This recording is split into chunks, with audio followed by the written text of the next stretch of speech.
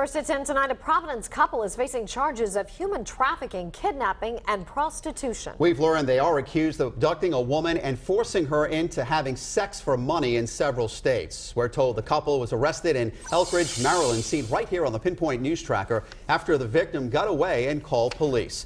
Eyewitness News reporter Todd Wallace is live now from the mobile newsroom with a story that's new at 10. And Mike and Susan, a woman says a Providence couple befriended her, or so she thought. Several days after meeting them, she said, she told police in Maryland she had been kidnapped, and that was just the beginning. We went looking for 26-year-old Amina Phillip. Police say she lives here at 26 Ashmont Street in Providence. There was no answer. She and a man police say she was with, 29-year-old Gary Eugene Maddox, also of Providence, were arrested in Howard County, Maryland last week. A 24-year-old woman says Maddox and Phillip befriended her and offered her money to help them sell various items. But instead, the woman claims they drove her out of state and says Maddox told her she would have to have sex with customers for money and threatened to harm or even kill her if she didn't. Over the course of the last 3 days, they were forcing her into prostitution in multiple states. The woman also says Phillip took photos of her and posted them in ads on Backpage.com. The woman managed to call police from a Maryland gas station. Phillip and Maddox are charged with multiple human trafficking and prostitution offenses, and Maddox is also charged with kidnapping. And we asked police in Maryland for mugshots of the suspects, but they would not release them due to the ongoing investigation. I also spoke with Maddox's father tonight, but he did not want to comment. Maddox and Phillip are being held in jails in Maryland. Bond for Phillip is $750,000. Bond for Maddox is $1 million. Reporting live with the Providence Mobile Newsroom, Todd Wallace, Eyewitness News. Looking ahead, a convicted killer is scheduled to be sentenced tomorrow in Providence. Terrell Barros was originally supposed to learn his punishment last month, but his sentencing was delayed. Barros was found guilty in July of the murder of Jamal Cruz. Barros shot Cruz and another man outside the former Monet Lounge in August of last year. The second victim survived that attack. Tonight, police are still investigating reports of a suspicious person that put an Attleboro school in lockdown. Now, we've been tracking the story all afternoon. Police tell us the Wasmutta Middle School went into lockdown after several students reported seeing a man in the woods during recess. Police say the students told them they also saw what looked like to be the outline of a gun in his pocket. Police did not find anyone, and the school was dismissed safely this afternoon. We have breaking news in campaign 2013 right now when socket voters have narrowed the mayoral race to 2 candidates. Results just in from today's primary show incumbent Mayor Leo Fontaine and Democratic challenger Lisa Bedelli Hunt were the top vote getters. With Bedelli Hunt getting over half of all the votes cast, she and the mayor will face off next month. Now we turn to the government shutdown, which is about to go into its 9th day. House Speaker John Boehner is demanding the president negotiate before he allows any vote on the shutdown or the debt ceiling. President Obama accuses him and Tea Party Republicans of holding the country's economic well-being hostage. Eyewitness News reporter Danielle Nottingham has the latest. As you all know, President Obama and House Speaker John Boehner appeared before news cameras Tuesday. Both offered plenty of tough talk. The greatest nation on earth shouldn't have to get permission from a few irresponsible members of Congress every couple of months just to keep our government open or to prevent an economic catastrophe. What the president said today was if there's unconditional surrender by Republicans, he'll sit down and talk to us. But neither offered much progress. The president and Democrats want Congress to pass a spending bill and a debt limit increase without amendments. We may have our differences, Democrats and Republicans, but we should not hold the full faith and credit of this great country hostage while we resolve them. Republicans want concessions on the health care law and negotiations to curb future spending. We can't raise the debt ceiling without doing something about what's driving us to borrow more money and to live beyond our means. Members of both parties were embarrassed by the news that the government shutdown means family of fallen soldiers are being denied death benefits, including $100,000 in compensation. I'm embarrassed. All of us should be. A bipartisan group of senators has asked Defense Secretary Chuck Hagel to immediately restore those benefits. Rhode Island Senator Sheldon Whitehouse jumped into the fray on the Senate floor this afternoon. He echoed President Obama's comments, saying Republicans using threats to win concessions sets a dangerous precedent. The vaunted procedures of our American system of government would be lost in a devil's game of threats and hostage-taking on both sides. Because two can play at this game if those are the new rules. We don't want to go there. Senator Whitehouse also accused Republicans of target fixation on Obamacare that's blinding them to the greater dangers of a long-term shutdown and credit default. You can count on Eyewitness News for continuing coverage of the government shutdown and its impacts. You can find in-depth coverage online at WPRI.com. We are tracking developing news in the nation's capital on the future of the Federal Reserve. We've learned President Obama plans to announce tomorrow afternoon that he's nominating Janet Yellen to take over as Fed chairperson once Ben Bernanke's term ends in January. If Yellen is confirmed by the Senate, she will be the first woman to head the central bank in its 100-year history. She currently serves as Fed vice chair. There are new developments tonight in a New York City road rage incident. Tonight, New York police say one of their own is under arrest in connection with a confrontation between an SUV and a group of bikers that has been making national headlines since last week. Police say the undercover detective surrendered today to face riot and criminal mischief charges. The Associated Press reports the detective, who was off duty at the time, was caught on camera hitting and kicking the SUV. 4 other bikers are charged in the case. We have an update now on plans to reconfigure the North Providence DPW. We've learned the town council will in fact vote next month on the mayor's proposal to make considerable changes to the Department of Public Works. Under Mayor Charles Lombardi's plan, jobs would be outsourced through a private company, resulting in the layoffs of 10 people in the existing 21-person staff. He says his plans would have taxpayers would save them nearly $500,000. I'm hoping that they go along with the suggestion, and I think that it's, almost a guarantee to the taxpayers that there would be no tax increase next year.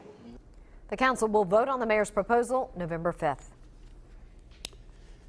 Now at 10, the Boston Red Sox continue their pennant push tonight. Right now, they're battling the Tampa Bay Rays in Game 4 of the ALDS. The Sox are hoping to stamp their ticket to the American League Championship Series tonight. Eyewitness Sports anchor Yanni Caracas is live now in studio with more.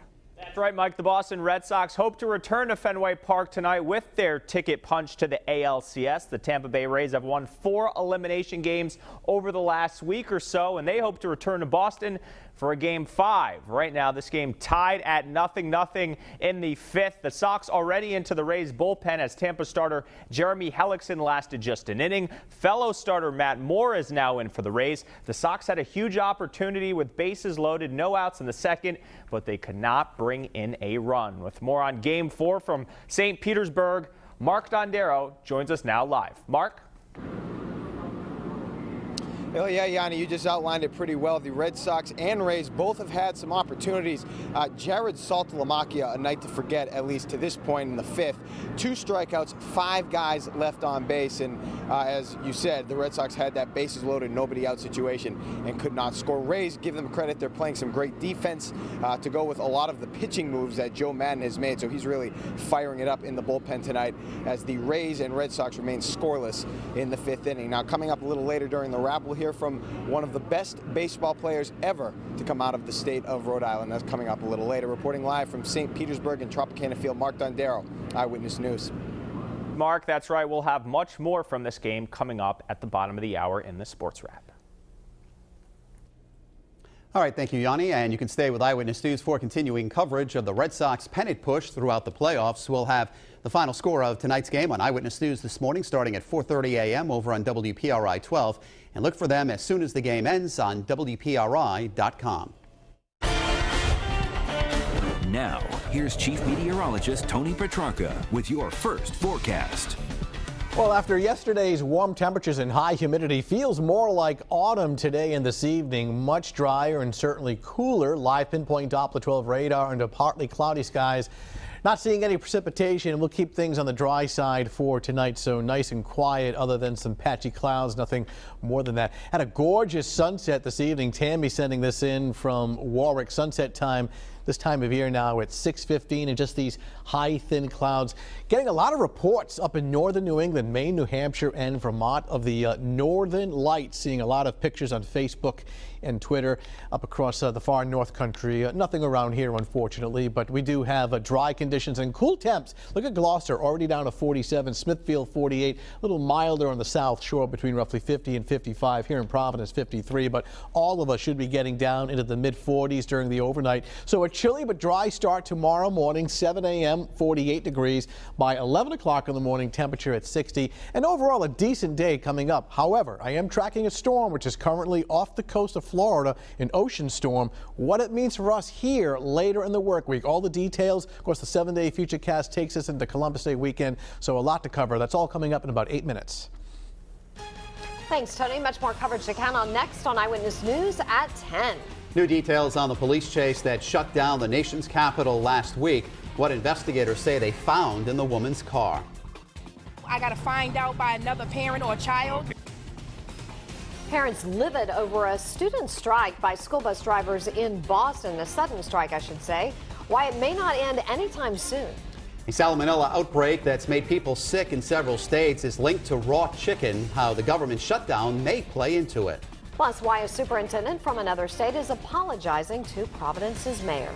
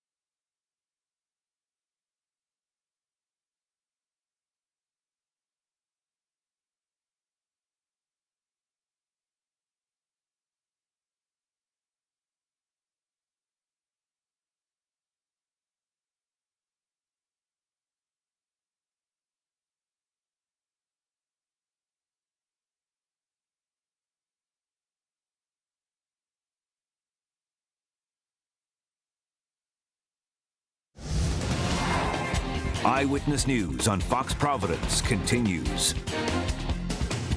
Now at 10, we are tracking the fallout from the decision to close a local power plant. We first told you last night that the new owners of Brayton Point plan to shut it down in 4 years. Environmental activists have fought against the plant for years, calling it one of the region's worst polluters. Tonight, we're hearing from one of them about the impending closure. Eyewitness News reporter Mara Kennedy has the new details tonight from Somerset with the Southeastern Massachusetts Mobile Newsroom.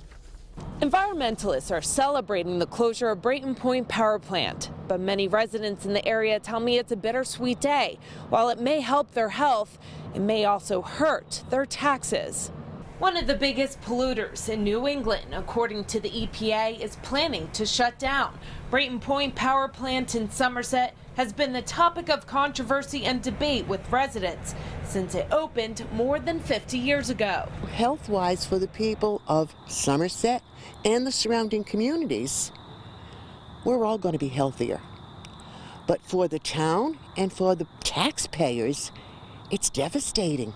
Brayton Point Power Plant is by far the town of Somerset's highest taxpayer, contributing around $15 million in taxes every year.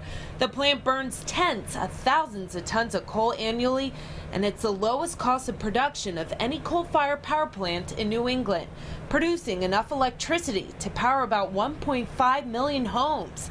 The town's administration tells Eyewitness News the plant's closing will result in higher taxes, cut services, and job loss for the 240 plant employees. I would like to see mixed use over there. I would like to see businesses, restaurants, places that people want to come and spend time, maybe spend money in town, a destination place. Previously, owners of the power plant invested $1 billion to make it more environmentally friendly, but Brayton Point topped the EPA's list of most toxic emissions in Massachusetts back in 2001. The plant will no longer provide power to the grid by 2017. Reporting with the Southeastern Massachusetts Mobile Newsroom, Mara Kennedy, Eyewitness News. We have an update tonight on that strike by school bus drivers in Boston. It looks like parents will have to find another way to get their children to go to school tomorrow. Tonight, a judge refused to order the bus drivers back to work. The drivers suddenly walked off the job this morning, angering parents and city officials. The drivers say the bus company that they work for is not honoring their contract. We have runs that we cannot complete and we can't go to the bathroom, then we can't drive, can we? No, it's inhuman. You have eight schools on a run a day, 8. How do we have a space in between to do anything? Boston Mayor Tom Menino calls the strike illegal. He says he will take whatever steps are necessary to get the drivers back to work.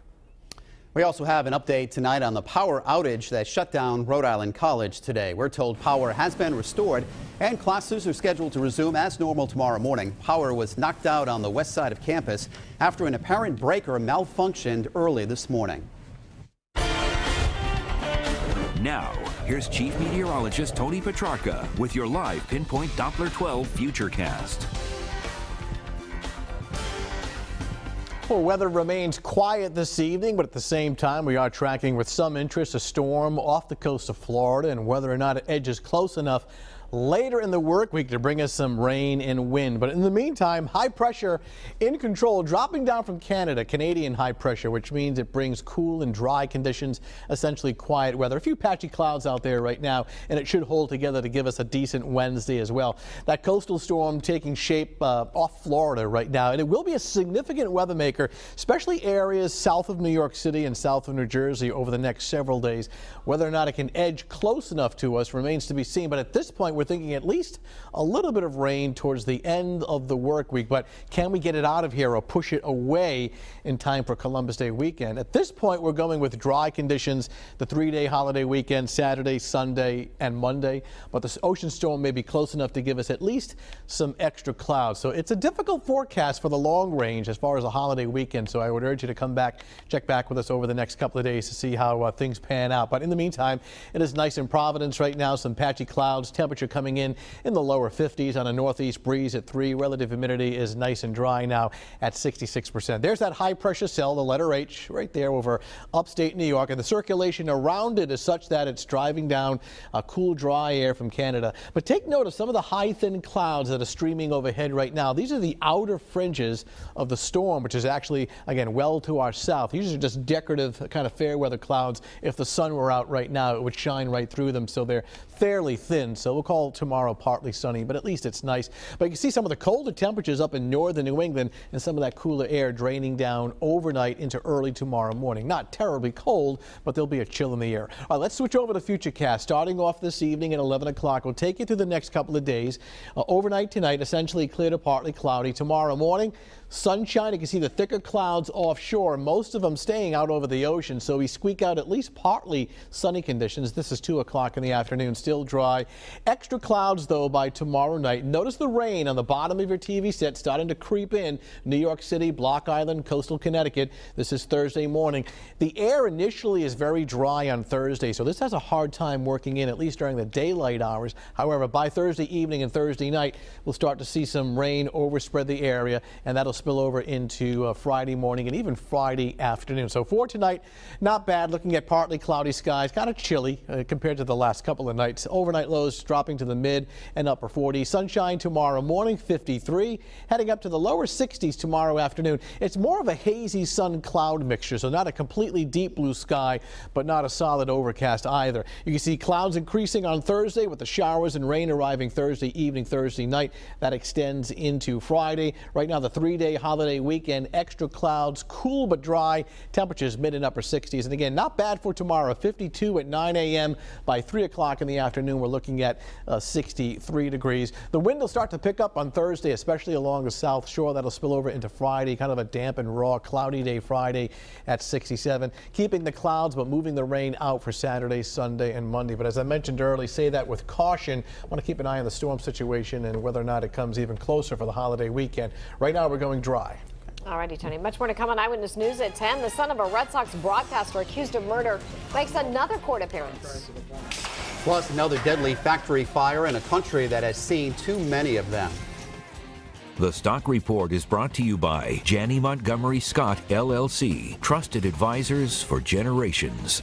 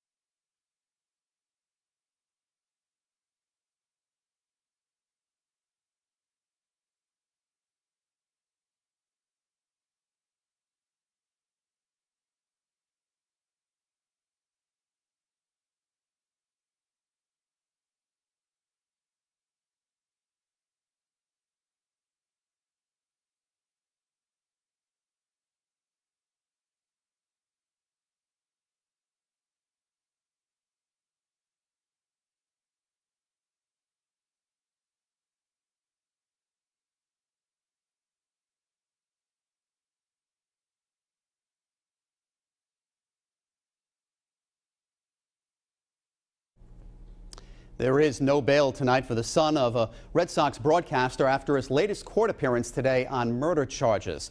Jared Remy pleaded not guilty today to killing his girlfriend, Jennifer Martell. Prosecutors accuse Remy of repeatedly stabbing Martell at a Waltham apartment complex on August 15th, and later slashing at neighbors who tried to help her. Remy is the son of famed Red Sox broadcaster and former player Jerry Remy.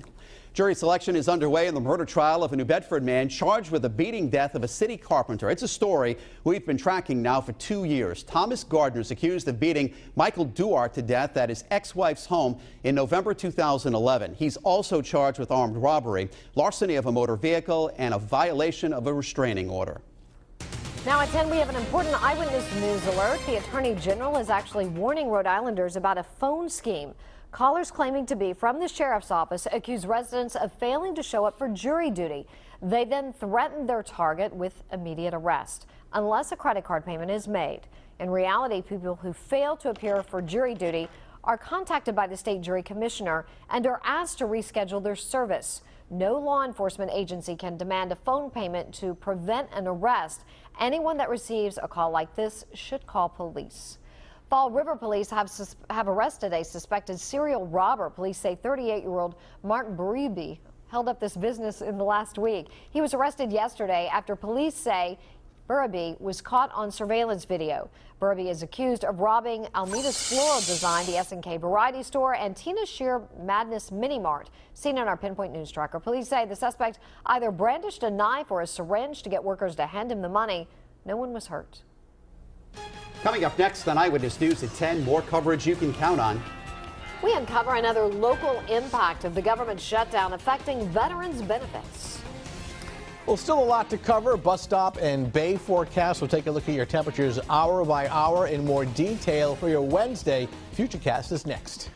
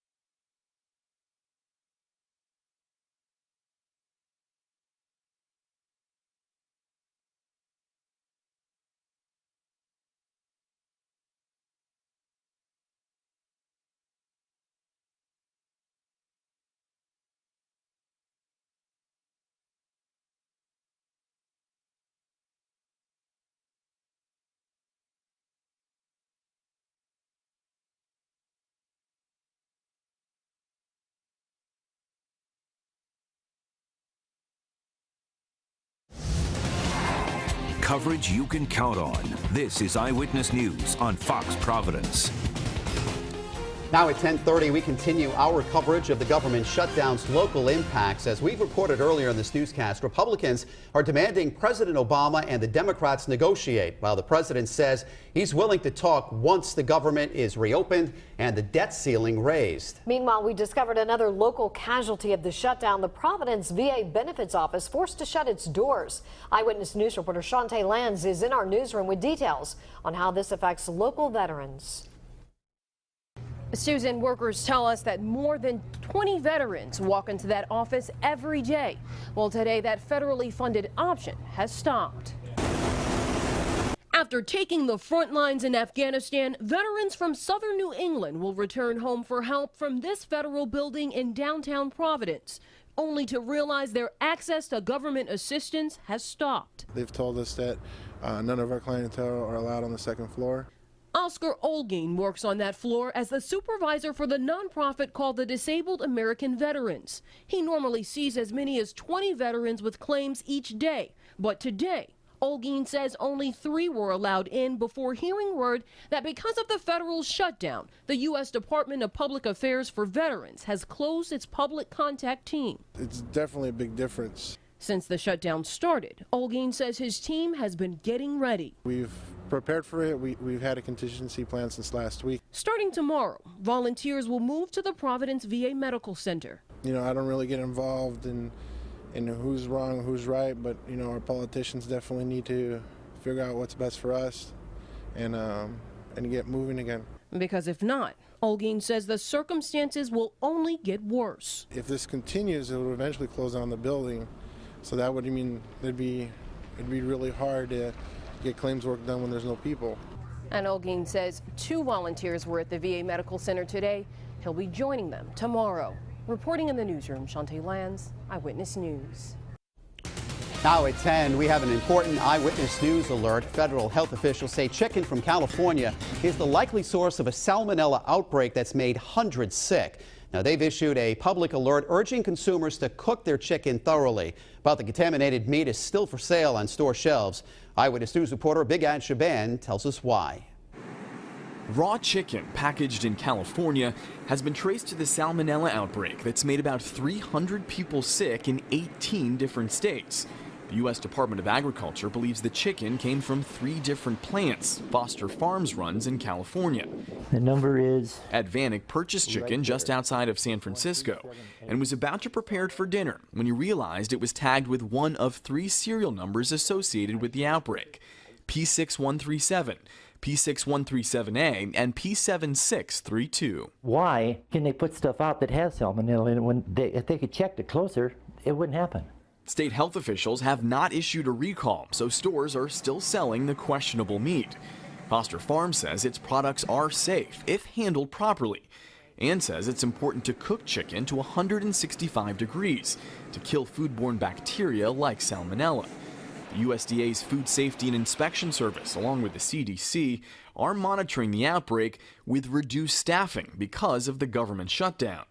But the USDA says it is maintaining inspections of meat, poultry, and eggs. We have not learned of anyone getting sick from this chicken here in Rhode Island. We're alerting new details tonight on last week's chaotic chase in Washington, D.C. Court documents unsealed today show investigators found a lockbox inside the Connecticut woman's car. The lockbox had a passport, foreign currency, and a Connecticut driver's license. Police say they were forced to shoot and kill Miriam Carey after she rammed a gate at the White House, then led police on a chase to the U.S. Capitol building.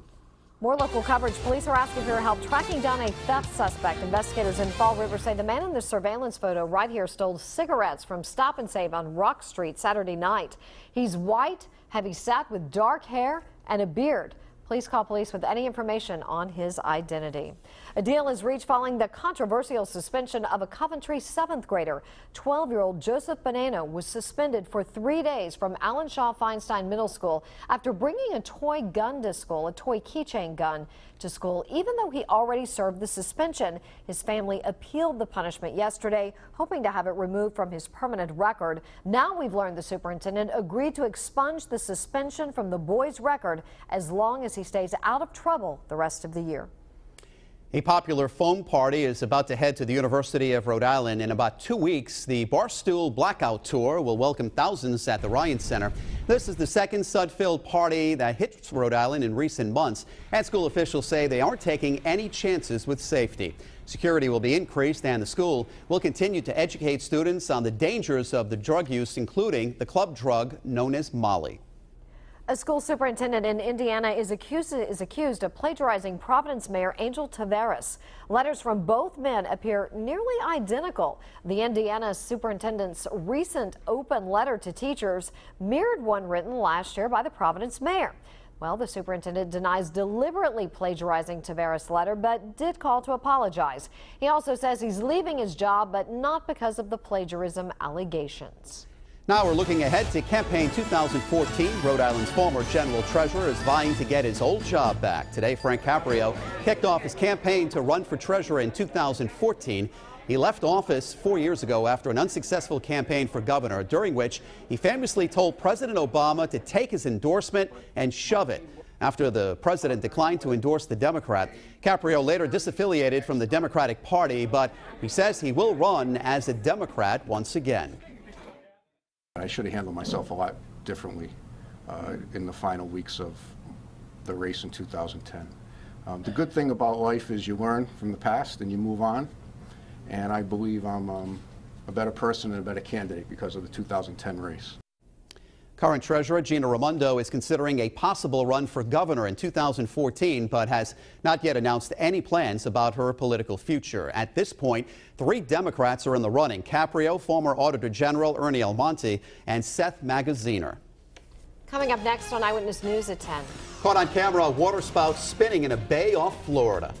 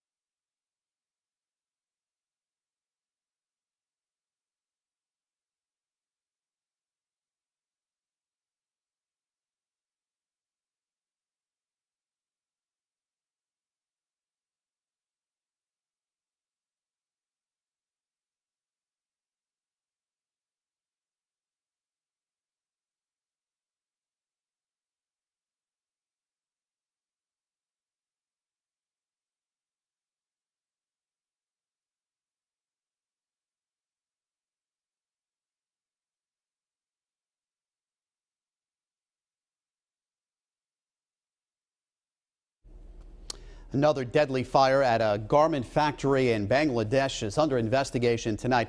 Officials there say at least 9 people were killed and about 50 workers were hurt.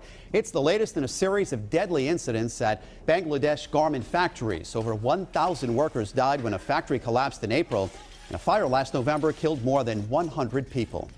On camera, a holdup at a deli turns into a gun versus a blade. Take a look. This happened in New York. Police say a suspect came in with a gun and fired a shot into the wall as he demanded cash. But the clerk responds by pulling a machete from under the counter and chasing the would-be robber out the door. Police are still looking for the suspect.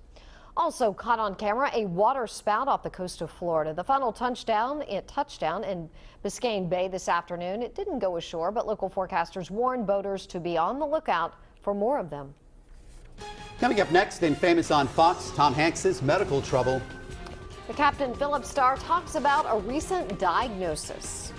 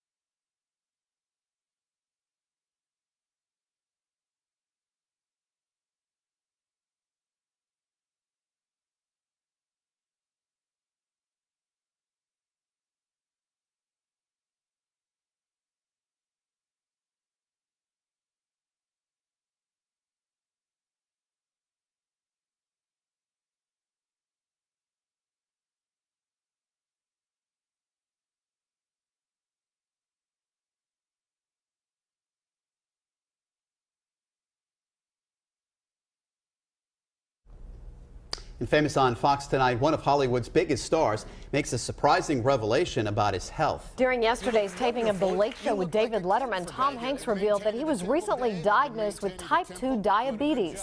Hanks believes gaining and losing weight for several roles may have something to do with his condition. His new movie, Captain Phillips, opens Friday. Now, here's Chief Meteorologist Tony Petrarca with your live Pinpoint Doppler 12 Futurecast. Well, some locations already down into the mid-40s, so a chilly night compared to the last couple, which were relatively mild. In fact, let me show you the temperatures next 24 hours. We'll follow the clock and take you right on through the overnight and into tomorrow morning and tomorrow afternoon.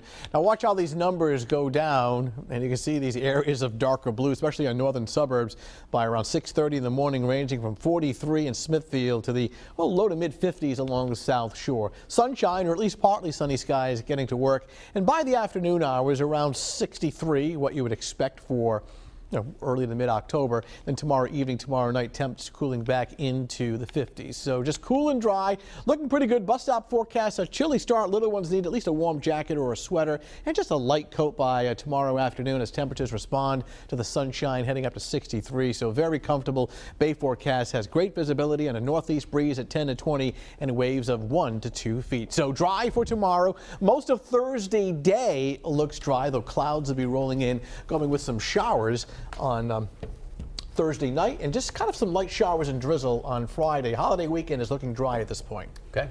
Thank you, Tony. Coverage continues at 11 on WPRI. Yanni Caracas is up with the sports wrap. Have a good night.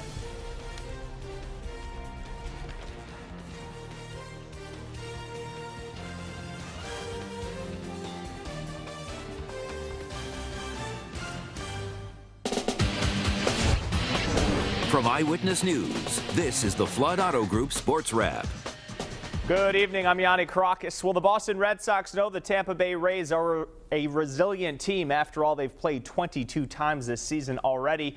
But the longer this series goes on, the more life the Rays seemingly have. The Sox hoping to punch their ticket to the ALCS tonight in Game 4 in Tampa. At last check, the Sox trailed 1-0 in the 6th inning. David DeJesus with an RBI single. Jake Peavy still on the hill for the Red Sox. With more on this game, we now turn to Eyewitness Sports reporter Mark Dondero, who joins us live from the Trop. Mark? Hey, what's up, Yanni? Well, yes, one man who was happy to see the Rays break through there in the 6th, Rhode Island native Rocco Baldelli. Now, if you remember, Baldelli was the first round selection, I should say, for the Rays back in the year 2000, and really their first best player, or one of the best players to initially come through the franchise, one of their first stars. Well, nowadays, after a few medical issues and a lot of injuries and an early retirement at the age of 29, he is now enjoying his new job and looking back on his home state. Didn't know what I was getting into, and I was given a real nice opportunity and didn't really know what it would grow into, but I like what it's grown into. I get to keep an eye on everything going on in the organization, from amateur scouting to our minor league system to the big league team, and I get to work with good people, so it's all I could ask for. Talk to me about what you miss about the state of Rhode Island. Ah, the Rhode Island question. Yeah, I like it. Well, the thing that I probably miss the most is the food. You know, being able to, besides my family and friends, obviously. Besides my family and friends, I would say the thing I miss the most is just the food, and I miss the seasons up there too. You know, those are the things that you miss when you're not, spending your years up there. Yeah, Rocco really lit up when I brought up Rhode Island, just a big smile on his face. He says he goes back, as you heard, every off-season and just loves the area and the food, so who could blame him? He also loved the Rays taking the lead here in the 6th inning. Red Sox trying to avoid Game 5 back in Fenway Park. The Rays don't want to lose an elimination game, so we'll see what happens. We'll keep you posted from Tropicana Field. Reporting live from St. Petersburg, Florida, Mark Dondero, Eyewitness Sports. Thank you, Mark. The Sox or Rays will have the winner of the A's and Tigers in the ALCS. Game 4 of this from Detroit. Game tied at 3 in the 7th. Former Red Sox Coco Crisp single up the middle. Oakland takes the 4-3 lead, looking to close out the series, but the Tigers would respond. Tied at 4 in the 7th. 2 on for Austin Jackson. A broken bat single just gets down. Detroit forces a Game 5 in Oakland. 8-6 the final. Of course, stay with Eyewitness News, your local station for Red Sox postseason coverage. We have live reports at Fenway and on the road throughout the playoffs. You can also get more information 24/7 on WPRI.com. To football now, it looks like Patriots tight end Rob Gronkowski is ready for action. Several reports today indicating Gronk will in fact return for Sunday's game against the Saints. News Tom Brady certainly appreciates. Gronk missed the first 5 games of the season, recovering from surgeries to his back and forearm. Meanwhile, plenty of Patriots players in Burrillville today supporting one of their own. The 9th annual Matt Light Celebrity Shootout was held at Addyville Farm. The event raises money for the Light Foundation, which provides scholarships for at-risk teens throughout New England. Logan Mankins and Rob Ninkovich among those mingling with fans for the event, which raised almost $4 million. Matt's a good friend of ours, and we really want to support him. We love what he's doing with the kids, and he's just such a good guy that whenever he calls on us, we're always more than welcome to come down. Since 2009, I've tried to come to every single one of them just to support Matt and his foundation and the things that he does. I'm happy to be here and be here with my teammates and, shoot some plays. Mankins, Ninkovich, and the rest of the Pats will get back to the practice field tomorrow as they prepare for the high-octane and undefeated New Orleans Saints. We had a rough week last week, and we need to turn it around, and we got a tough opponent that we're going against, so it's going to take a lot of hard work. Tough challenge for us. We got to really put in the work this week to prepare well for New Orleans Saints. They're a good football team, and we're going to have our work cut out for us. Still to come, Michael McDermott of the Providence Journal joins me in studio. We'll talk Gronk, Koji Uehara, and URI hoops after the break.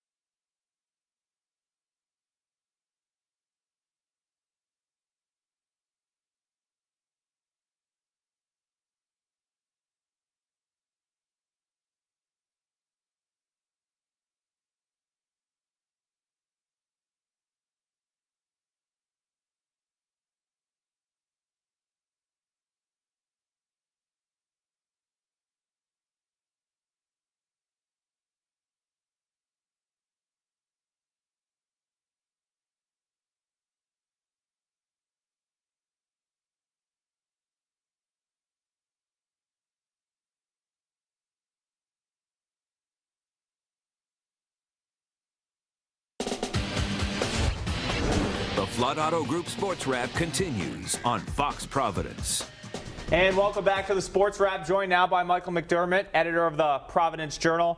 Let's start with the Pats, Michael. A disappointing offensive effort Sunday, just 6 points. It looks like Gronk can be back Sunday. Will he provide the spark the Pats offense need? Well, this is the question everybody's been waiting to see, is what difference is Rob Gronkowski going to make? I mean, he should, if he's healthy, make a very big difference for them. Now, whether he can get them, they're coming off a 6-point performance, so whether he makes them competitive with a team like the Saints, we'll have to see. But right now, they're just not looking very good in situational football, not looking very good in the red zone, not looking very good in third downs. They're not looking good overall, but especially in these key situations where Brady always went to Gronkowski over the last couple of years. It's been a real shortcoming for them, so having that big target back should be very important for them. Big picture, who have the Pats beaten at this point? You look at the record of the teams they've beaten, just 6-13. Atlanta's just 1-4. We thought the Falcons win was that signature win. Going into the Saints game, what do we know about the Pats' resume based on who they played? Well, maybe the Jets are looking like more of a quality win now based on what we saw last night. But, yeah, the Saints should be – I mean, the Saints are really the best team they played. I think no question about it. We thought the Falcons were a better team coming in. But the Saints, especially when you look at that defense, which is much better than it's been in recent years, and then the passing game the Saints bring to the table. And they have a great tight end, Jimmy Graham. Patriots have done a pretty good job covering wideouts this year. But when you look at what happened with Tony Gonzalez a couple weeks ago, they've struggled a little bit with covering those tight ends. So a big-time challenge for the Patriots against the undefeated Saints on Sunday. All right, let's switch gears now. Talking Red Sox currently playing against the Rays in Game 4 down in St. Petersburg. Koji Uehara, who's been unhittable all season, last night giving the walk-off home run. Will that get to his psyche, or do you think he'll put it past him and rebound? I don't see it getting to his psyche because he's a strike thrower. I think he's going to continue to throw strikes. I do think that maybe for some of the opponents it gives a little bit of confidence. I think there's been some aura developing around Koji here. He's been so good, so efficient. But, he threw a fairly good pitch last night. It was just Jose Lobaton went down and got it. Koji's been so good at hitting his spots. It's not certain not to be looked at as a choking team, and I don't think the Red Sox want to be in that situation on Thursday night. So it's October. We're talking a lot of baseball, some football. How about a little college basketball? It was media day for the Atlantic 10 today. URI picked 9th in the conference. What do you expect out of the Rams this year? I think 9th might be a little low, but there's so many. What I expect to see out of the Rams is improvement. Obviously, last year, Danny Hurley came in, inherited a lot of guys. This year really is able to have got his own stamp on the program, and I would expect that this is going to be a much more competitive team on the court than it was last year. One thing you have to give them credit for last year is even though they didn't have a very good record, they did fight and scrap in a lot of games. I think with a higher talent level, certainly the potential is there for them to achieve beyond that 9th place in the Atlantic 10. I think they could be very easily a middle to upper middle of the conference team. But it's always hard to tell until you can see some of these other teams in the Atlantic 10, see what their talent and personnel looks like. All right, and Xavier Munford for the Rams picked 2nd team all-conference. Michael McDermott from Providence Journal, thanks for joining us. We'll have more Sports Wrap coming up right after the break.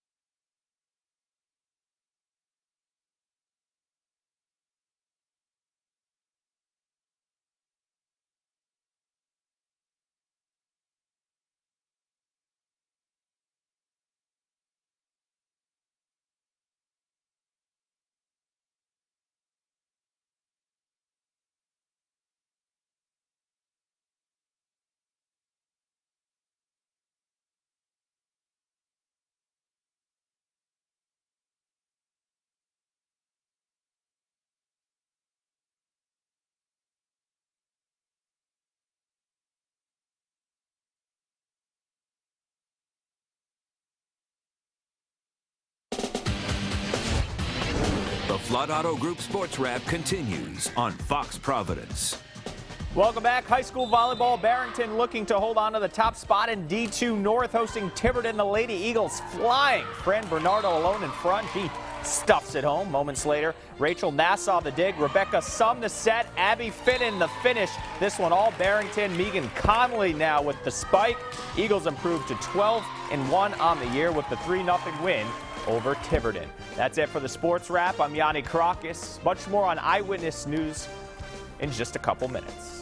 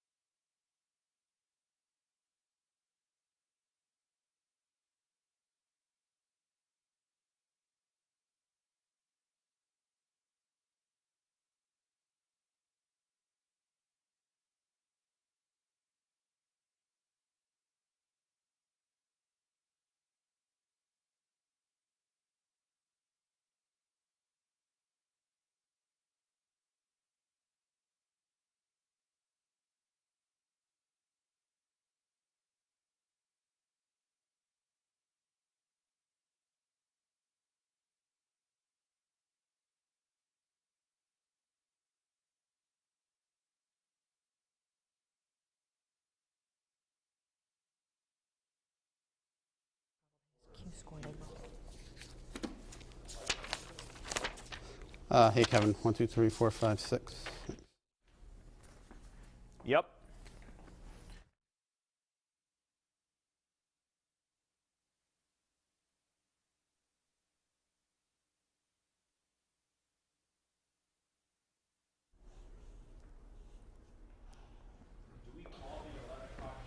I'm with you. News at 11.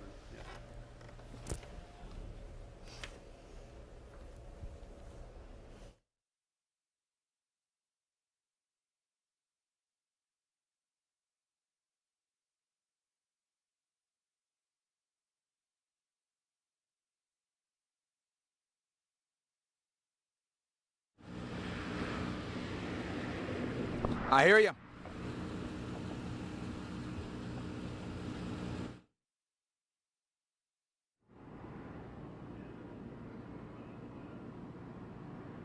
Yep.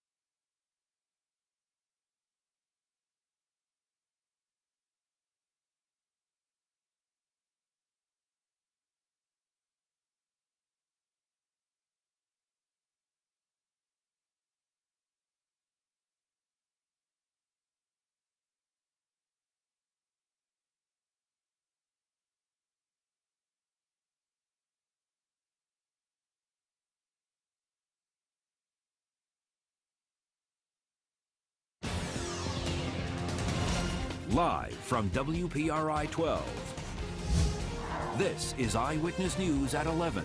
Coverage you can count on. New at 11, 2 Rhode Island men facing human trafficking charges after allegedly kidnapping a woman and taking her hundreds of miles away. All alone without a ticket, how a 9-year-old managed to board a commercial airliner without any noticing for miles. New at 11 tonight, 2 Rhode Island men arrested for allegedly kidnapping a woman and forcing her to have sex with strangers. It all happened hundreds of miles away just outside of Baltimore. And tonight we've learned who the suspects are and where they live. Eyewitness News reporter Todd Wallace has live coverage for us tonight from the Providence Mobile Newsroom. Mike and Susan, a woman, says a Providence couple befriended her, or so she thought. But several days after meeting them, the woman says she told police in Maryland she was kidnapped, and that was just the beginning. We went looking for 26-year-old Amina Phillip. Police say she lives here at 26 Ashmont Street in Providence. There was no answer. She and a man police say she was with, 29-year-old Gary Eugene Maddox, also of Providence, were arrested in Howard County, Maryland last week.